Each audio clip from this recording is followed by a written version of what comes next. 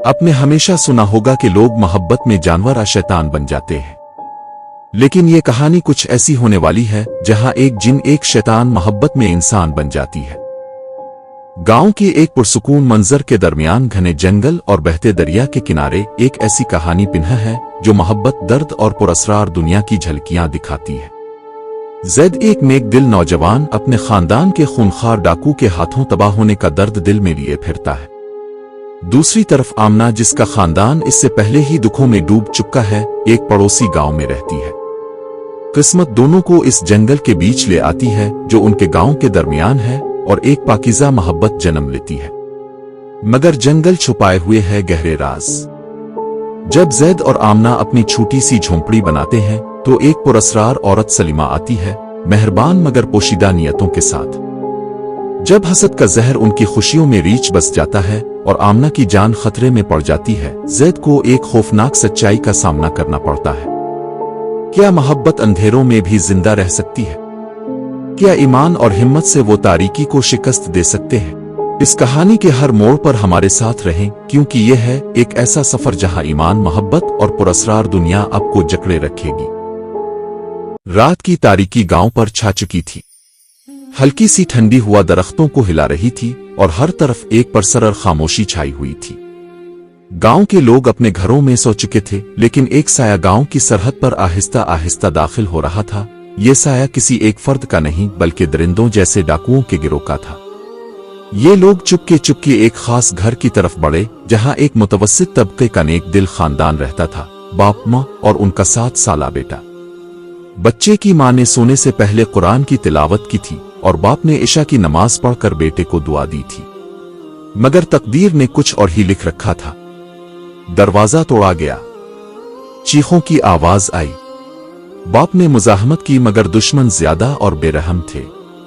मां ने बेटे को संदूक में छुपा दिया और खुद जुल्म का शिकार बन गई। चंद लम्हों में सब कुछ खत्म हो चुका था। बच्चा खामोशी से संदूक में कांपता रहा, इसकी दुनिया लाट चुकी थी। रात का अंधेरा सिर्फ बाहर नहीं, इसके दिल में भी छा चुका था। संदूक के अंदर छुपा छोटा जैद सारी रात खामोशी से सिसकता रहा। सुबह जब गांव वाले चीखों पुकार की आवाज पर वहां पहुंचे तो लाशें देखकर दिल दहल गए।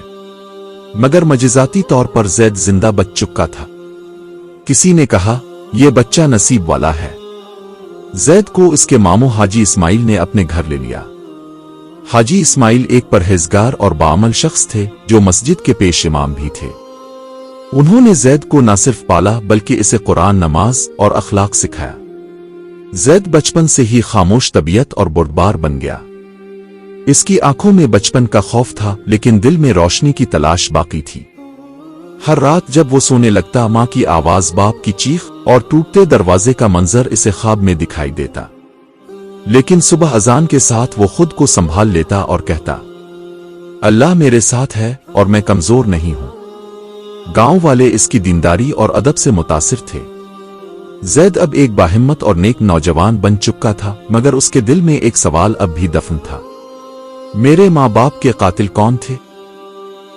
दूसरे गांव में नदी के पार एक खामोश सा घर था जहां एक लड़की आमना अपनी नानी बीबी जोहरा के साथ रहती थी। आमना के वालिद रहमत अली की मौत उसकी पैदाइश से पहले ही एक लाइलाज बीमारी के बाइस हो गई थी और चंद साल बाद उसकी मां फातिमा बीबी भी एक पर असरार हमले में मार दी गई। वही हमला जिसमें सिर्फ चीखें सुनाई दी थीं, कातिल का चेहरा किसी ने ना देखा। आमना अपनी मां के कातिल को कभी ना जान सकी, लेकिन अपनी मां की चादर को रोज हाथ लगाकर महसूस करती जैसे वो दुआएं सुन रही हो। इसकी नानी ने इसे दीन, हक और सब्र सिखाया। आमना नरम लहजे वाली, पर्दादार और खामोश सी लड़की थी जो घंटों दरिया के किनारे बैठकर सोचती कि शायद कहीं इसकी किस्मत भी बदलेगी। जंगल जो दोनों गांवों को जुदा करता था, आमना के लिए एक हद था, लेकिन वो दिल ही दिल में दुआ करती थी कि अल्लाह कोई ऐसा शख्स भेजे जो इसकी तन्हाई को समझ सके।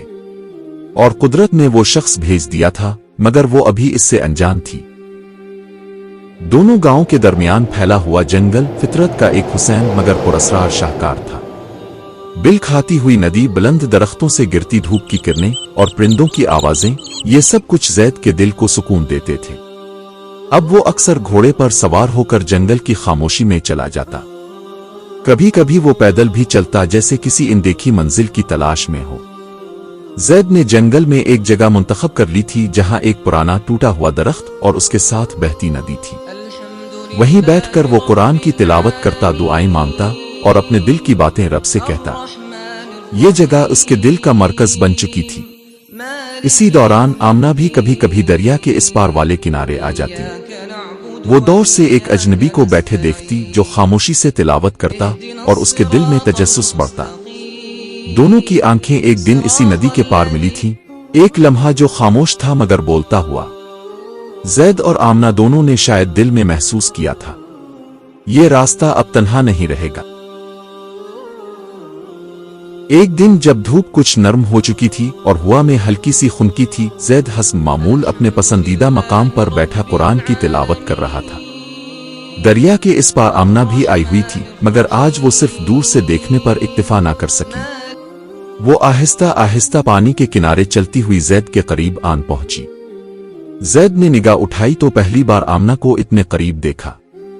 وہ باعث انداز میں سلام کرتی ہوئی بولی، السلام علیکم۔ زید نے سر جھکا کر جواب دیا، وعلیکم السلام و رحمت اللہ۔ ایک لمحے کی خاموشی نے باتوں کا دروازہ کھولا۔ وہ ندی جو کبھی دونوں کے درمیان فاصلے کا نشان تھی، اب ان کی باتوں کا گواہ بن گئی۔ زید نے آمنہ کی سادگی، ادب اور ایمانداری کو محسوس کیا، اور آمنہ نے زید کی نرمی، دینی علم اور گہری آنکھوں میں چھپی اداسی کو پہچانا۔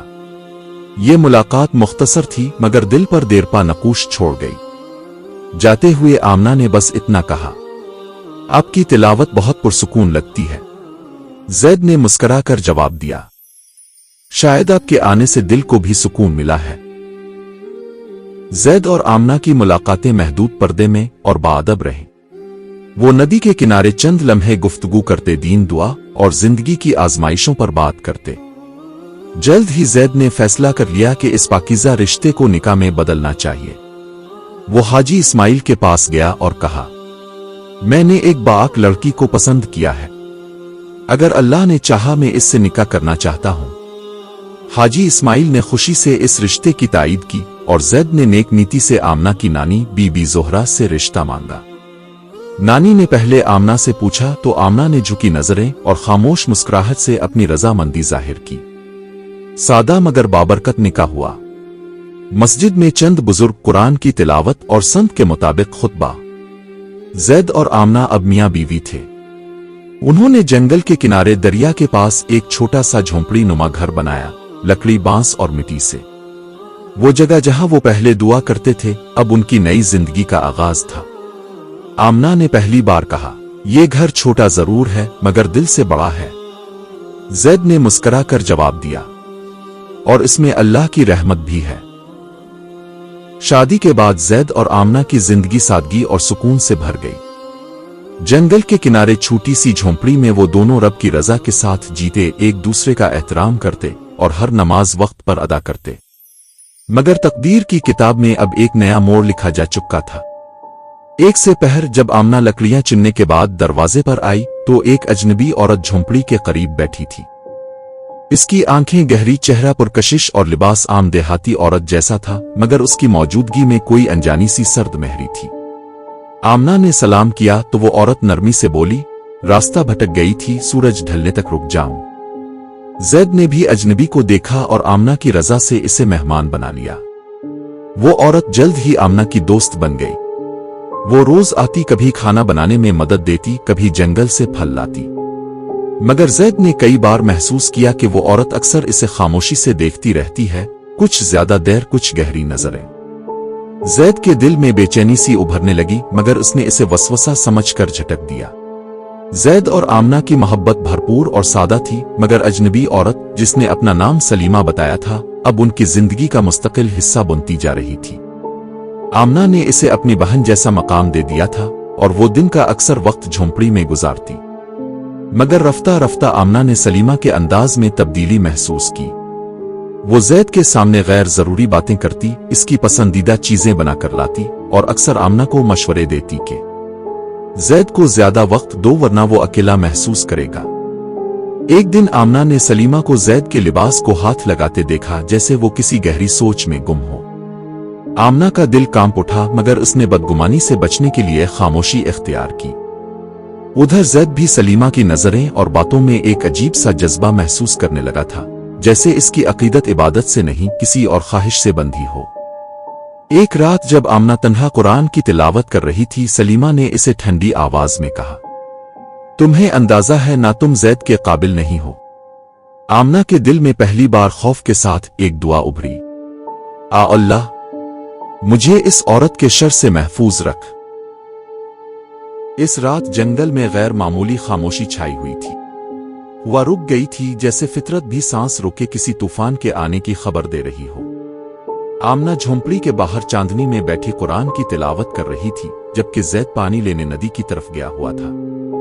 तभी सलीमा आहिस्ता कदमों से आई और आमना के करीब बैठ गई। इसकी आंखें सुर्ख थीं और चेहरे पर अजीब सी सख्ती। आमना, अगर तुम न होती तो जैद सिर्फ मेरा होता। ये अल्फाज जहर की तरह आमना के कानों में गूंजे। आमना पीछे हटी, मगर सलीमा की गिरफ्त तेज हो चुकी थी। तुम नहीं समझ सकती कि मैं क्या हूं। अगले लम्हे आमना की चीखें जंगल में गूंज, फिर खामोशी छा गई। जब जैद वापस आया तो झोंपड़ी खाली थी। आसपास तलाश के बावजूद आमना का कोई निशान ना मिला। वो सलीमा से पूछता रहा, मगर वो मासूम बन गई। जैद का दिल बेचैन था। इसे लग रहा था कि कोई बहुत बड़ा धोखा इसके करीब ही है। इस रात जंगल की खामोशी में एक मोहब्बत का खून हो चुका था और कातिल जैद के बिल्कुल करीब था। जैद की आंखों से नींद गायब हो चुकी थी। आमना की गुमशुदगी एक ख्वाब नहीं, हकीकत थी, और यह हकीकत इसे अंदर से तोड़ रही थी। कई दिन गुजर चुके थे। वो हर दरख्त, हर किनारे, हर नदी के रास्ते को छान चुका था, मगर आमना जैसे हुआ में तहलील हो गई हो। एक शाम वो जंगल के इस मकाम पर गया जहां वो दोनों अक्सर मिला करते थे। वहां इसे नदी के करीब एक छोटा सा सफेद रुमाल मिला, आमना का, जिस पर खून के धब्बे थे। जैद के कदम लड़खड़ा गए। करीब ही दरख्त के नीचे एक कच्ची सी कब्र जैसी जगह बनी हुई थी और उसके करीब आमना ने उंगली से मिट्टी में एक निशान खींचा था, दाल। जैद समझ गया ये धाको के पहले हर्फ की तरफ इशारा था। उसी लम्हे हुआ में एक अजीब सी सिसकी सुनाई दी। जैद ने पलट कर देखा।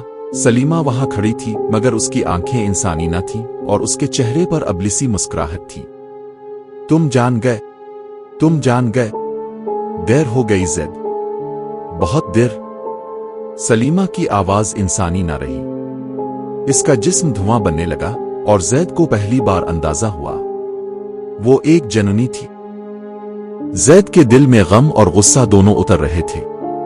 वो जननी सलीमा की असल हकीकत जान चुका था, मगर अब इसे इस खौफनाक राज का पर्दाफाश करना था जो इसकी जिंदगी के अंधेरों का सबब बना था।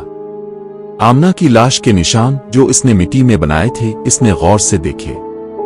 धाको वही डाकू था जिसने सालों पहले इसके वालिदैन को मौत के घाट उतारा था। जैद को याद आया कि गांव के बुजुर्ग अक्सर इस खौफनाक डाकू के किस्से सुनाया करते थे, जो जंगल में छपकर लोगों को लूटता और मार डालता था। जैद ने हिम्मत करके हाजी इस्माइल को बताया और दोनों ने मिलकर प्लान बनाया कि वो इस डाकू का ठिकाना तलाश करेंगे। जंगल के गहरे हिस्से में एक मख्फी गार था जिसे धाको अपना ठिकाना बनाए हुए था। जैद ने कुरान की तिलावत के साथ अपने दिल को मजबूत किया और अपने हाथ में तलवार थामी। वो जानता था कि इसकी आजमाइश अभी शुरू हुई है, मगर इंसाफ की राह पर चलने का अज़्म उसके दिल में जल रहा था। जैद और हाजी इस्माइल जंगल के गहरे हिस्से में धाको के गार तक पहुंच गए। वहां खौफनाक खामोशी छाई हुई थी, जैसे मौत का साया हर तरफ फैला हो। जैद का दिल धड़क रहा था, मगर उसकी आंखों में खौफ नहीं बल्कि अल्लाह पर कामिल भरोसा था। धाको वही कातिल जो सालों पहले जैद के माँ बाप को मार चुका था, गार से निकला। इसकी आंखों में खून की प्यास थी और जिस्म पर जख्मों के निशान थे, मगर उसका गुस्सा और ताकत नाकाबिल यकीन थी। जैद ने तलवार निकाली और अल्लाह का नाम लेकर लड़ाई शुरू की। जंग सख्त और तवील थी। धाको ने हर वार में जानलेवा कोशिश की, मगर जैद की हिम्मत, ईमान और दुआओं ने इसे मजबूत रखा। इसी वक्त सलीमा, जो अब अपनी असली जनूनी शक्ल में थी, नमूदार हुई। इसने धाको पर हमला किया और आखिरकार इसे मार गिरा दिया। धाको की मौत के साथ गार में रोशनी की किरण फूट पड़ी और जंगल की तारीकी छुट गई। जैद ने दुआ की, आ अल्लाह, मेरी जान और मेरी मोहब्बत की हिफाजत फरमा। अब नई जिंदगी का आगाज था, मगर जंगल की कहानी अभी मुकम्मल नहीं हुई थी।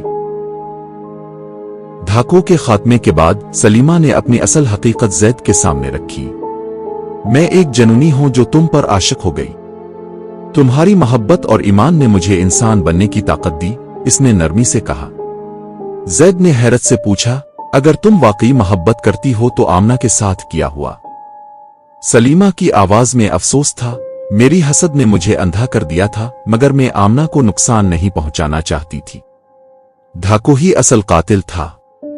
ज़ैद ने अपने दिल में दुआ की, अल्लाह मुझे मुआफ कर दे और हमें अपनी रहमत से नवाजे। सलीमा ने वदा किया कि वो कभी फिर शर नहीं करेगी और ज़ैद की जिंदगी में रहने का हक हासिल करेगी। अब ज़ैद और सलीमा साथ में जंगल में रहने लगे। एक अजीब मगर पुरअमन जिंदगी शुरू हुई। ज़ैद ने कुरान और नमाज से अपनी जिंदगी को मजबूत किया और सलीमा ने अपनी गलतियों का अजाला करने की ठानी। उनकी कहानी मोहब्बत, ईमान और मुआफी की एक नादिर मिसाल बन गई। गांव वाले अब जंगल की पुरअसरार कहानी को एक नया रंग देते थे, एक कहानी जिसमें मोहब्बत ने अंधेरों को शिकस्त दी।